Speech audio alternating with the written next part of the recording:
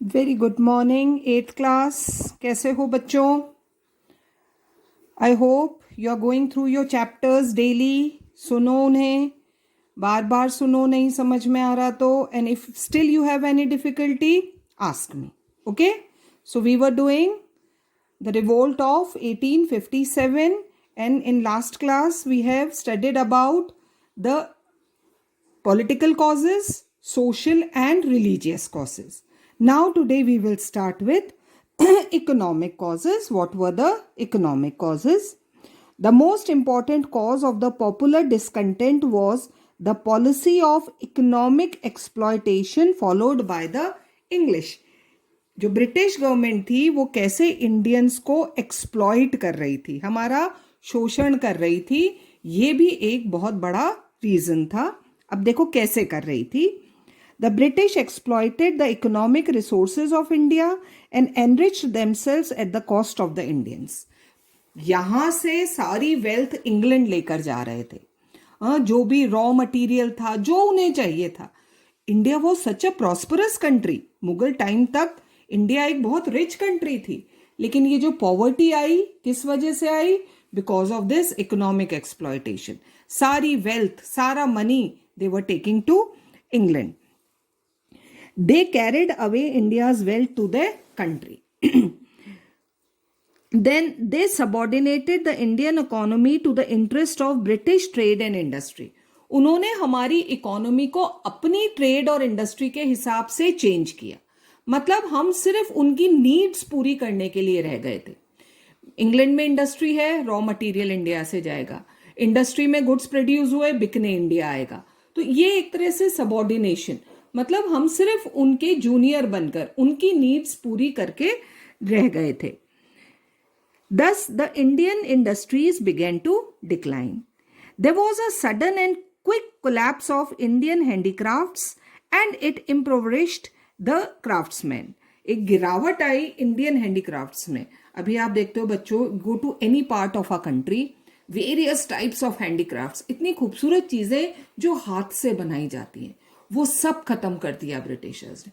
और जब ये सब खत्म हो गया तो जो लोग ये काम करते थे, हैंडीक्राफ्ट्स बनाते थे, उनकी इनकम भी खत्म हो गई and they became very poor. The growing poverty of the masses and frequent famines spread discontent. फिर ये भी हो गया, लोगों में गरीबी बढ़ती जा रही है। उनकी एग्रीकल्चरल पॉलिसीज ऐसी हैं ब्रिटिश की that India faced many famines. सूखा पड़ रहा है, अकाल आ रहा है, government is doing nothing to save our farmers. उनकी हेल्प के लिए गवर्नमेंट कुछ भी नहीं कर रही है। तो this was also one reason. They became desperate and joined the revolt in the hope of improving their condition. Lot means condition. तो इसलिए भी लोगों ने ज्वाइन किया क्योंकि वो इकोनॉमिकली बहुत ज्यादा उनकी कंडीशन खराब हो गई थी। Thousands of jagirs were confiscated, कब्जा कर लेना लैंडलॉर्ड से, by those various policies in the Deccan at the time of Lord Dalhousie. हम लास्ट लेसन में पढ़ चुके हैं। There was a widespread feeling of uneasiness among the landlords. Zamindars and landlords were also against British. After the annexation of Awadh, the estates of the zamindars and तालुकेदार्स were taken over by the English. और अवध पर कब्जा करने के बाद हैदराबाद, जितनी भी जागीर थी, जितने भी लैंड थे, वो सब कब्जे में ले लिए ब्रिटिश ने। They became the dangerous opponents of the British rule in India. तो सबसे ज्यादा दुश्मन, बड़े दुश्मन कौन थे? These jagirdars and taluqdars. Awadh became a hotbed of discontent. सबसे ज्यादा डिसकंटेंट, असंतोष कहां पर था? अवध में था। Only the English were appointed to the high post and were given handsome salaries. Administration में, jobs में, government jobs में, जितने भी हाई गवर्नमेंट जॉब्स थे, they were only given to English और बहुत अच्छी सैलरीज, जबकि इंडियंस को बहुत लो positions and very less salaries. The educated Indians were not given executive post, high post. Their lot was miserable and they left discontent, felt discontented. क्योंकि उनको salaries अच्छी नहीं दी जा रही है, they are highly educated, लेकिन उन्हें बहुत छोटे काम कराए जा रहे हैं। In short, the economic policy of the British impoverished the vast masses, देखो जो ये पॉलिसीज अडॉप्ट करी ब्रिटिशर्स ने, इसकी वजह से सब नाराज थे। कौन कौन है ये? peasants, artisans, handicraftsmen, chiefs and zamindars. Everybody became against opponent of British और सब ने help करी in this revolt. All of them turned against the British rule and wanted to uproot it. उसको उखाड़ कर फेंकना चाहते थे। तो these were the various economic causes. अब हम समझेंगे the military causes. What were the military causes? सैनिक कारण क्या थे? There was a feeling of discontent and unrest among the Indian soldiers. Soldiers were also angry.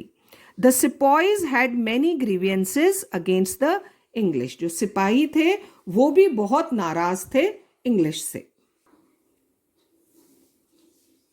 First reason, there were no fellow feelings between the English and the Indian soldiers. English soldiers बिल्कुल अलग रहते थे। वो Indian soldiers को अपने बराबर का नहीं मानते थे। Indian soldiers were considered inferior, नीचा समझते थे to the English soldiers. They had helped the English to establish the empire in India. भाई इन सोल्जर्स आर्मी की मदद से ही तो एम्पायर बनाई थी, but were treated with content by the British officers. लेकिन फिर भी इन्हीं इंडियन सोल्जर्स को जिसने ब्रिटिश की हेल्प करी थी इंडिया में एम्पायर बनाने में, उन सैनिकों को बहुत नीचा समझा जाता था और बुरा कहा जाता था। The Indian sepoys were not given handsome salaries, good salaries, difference था। They had no chance of promotion, बस एक बार सिपाही बन गए वही रहते थे, आगे उनके प्रमोशन नहीं होते थे, और इंग्लिश सोल्जर्स के मुकाबले उनको सैलरीज भी कम दी जाती थी। No Indian could rise higher than a सूबेदार. This was the highest post for Indian. यहाँ तक ही जा सकते थे बस सूबेदार. His salary was less than that of an English soldier. एक सोल्जर से भी कम सैलरी थी सूबेदार की। In 1856, an act, General Service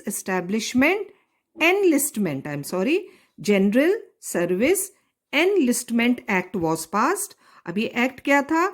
Every new recruit undertook to serve overseas. जो भी नया सोल्जर इंडियन आर्मी में भर्ती होगा उसे ओवरसीज, इंग्लैंड जाकर पहले वहां पर सर्विस देनी पड़ेगी।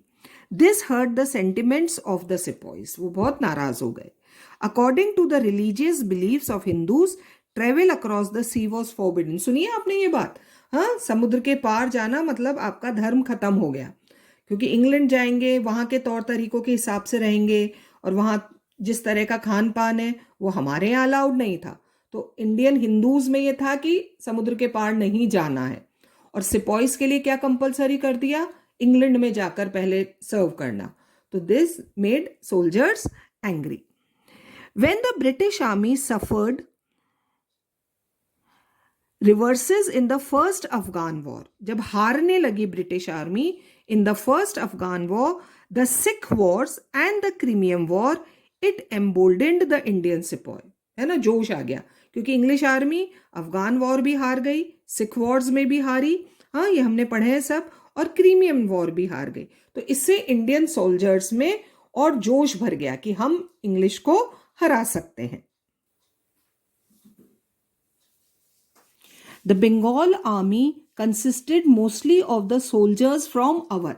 जो बंगाल की आर्मी थी उसमें ज्यादातर सोल्जर्स कहाँ के थे? अवध से थे, और अवध का तो हमने देखा, they were very angry with British. The annexation of Awadh, जब उन्होंने जबरदस्ती अवध को ब्रिटिश एम्पायर में मर्ज किया, sent a wave of resentment among the people and inflamed their feelings. The people became very angry, even the soldiers, when forcefully Awadh was annexed in British Empire. The number of Indian soldiers was 5 times, 5 गुना ज्यादा था, that of the British troops. है ना, British troops तो बहुत कम थे, Indian soldiers ज्यादा थे. It encouraged the Indian soldiers to take up arms against the English. तो इससे भी उनमें जोश आ गया कि हम तो बहुत नंबर में ज्यादा हैं और ब्रिटिश सोल्जर्स कम हैं. So they were encouraged. So these were the military causes. And now we will study the immediate cause. एकदम से क्या कारण था that the revolt of 1857 took place. By 1857, the material for the mass uprising, देखा ना हमने causes पढ़े, political पढ़े, सोशल है, रिलीजियस है, इकोनॉमिक है, मिलिट्री है, कितने सारे कारण, तो ये सब इकट्ठा हो रहे थे कि है ना, लोग गुस्सा थे ब्रिटिश गवर्नमेंट से, आर्मी भी नाराज थी, सोल्जर्स भी नाराज थे, पीपल वर ऑल्सो एंग्री, तो धीरे धीरे माहौल बन रहा था against British for mass uprising.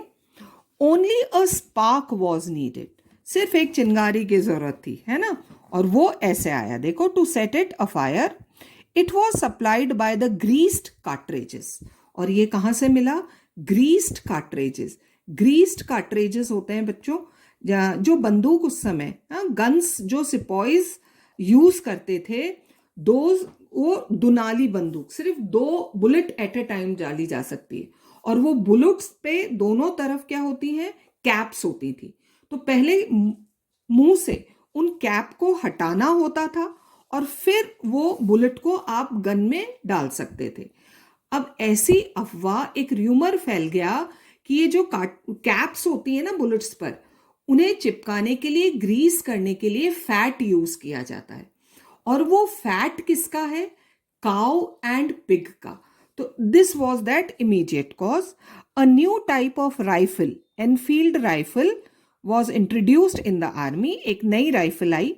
Greased cartridges were to be used in them, है ना, अभी मैंने समझाया, कार्ट्रेजेस के जो होते हैं, बुलेट्स होती थी, दोनों तरफ कैप होती थी मेटल की, मुंह से उस कैप को हटाकर फिर वो कार्ट्रेज गन में जाती थी। Before fitting them into the rifles, the soldiers had to bite the end of the cartridge with their teeth. पहले उस कैप को हटाना है टीथ से, then only that cartridge can be put into the rifle. A rumor spread that they were greased with the fat of the cow and the pig. हाँ भाई, वो fat किसका है? काउ का और पिग का है। Both the Hindus and the Muslim sepoys were enraged, है ना, क्योंकि दोनों के लिए वो है, यूज नहीं करते हैं, तो इसलिए दोनों ही नाराज हो गए।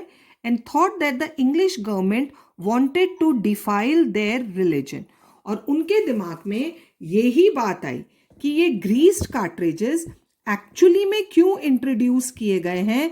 क्योंकि ब्रिटिश गवर्नमेंट हमारे रिलीजन को खराब करना चाहती है, तो जानबूझकर उन्होंने ये ग्रीस्ड कार्ट्रेजेस इंट्रोड्यूस किए हैं। The Indian soldiers believed that the time to strike had come, और इसीलिए फिर अब इंडियन सोल्जर्स को ऐसा लगा कि अब तो बहुत हो गया, है ना, कॉजेज ऑलरेडी बहुत सारे थे, लेकिन अब जब ये ग्रीस्ड कार्ट्रेजेस आए, जिस सिपॉइज को ऐसा लग रहा था कि हमारे रिलीजन को खत्म करने के लिए आए हैं, so they revolted. So these were the various causes, political, social, religious, economic, military, and then the immediate cause of the revolt of 1857. And in the next class, we will start with main events of the revolt. क्या क्या हुआ इस दौरान जब ये revolt हुआ, या हम कह सकते हैं first war of independence. This will start in our next class. Till then, keep reading.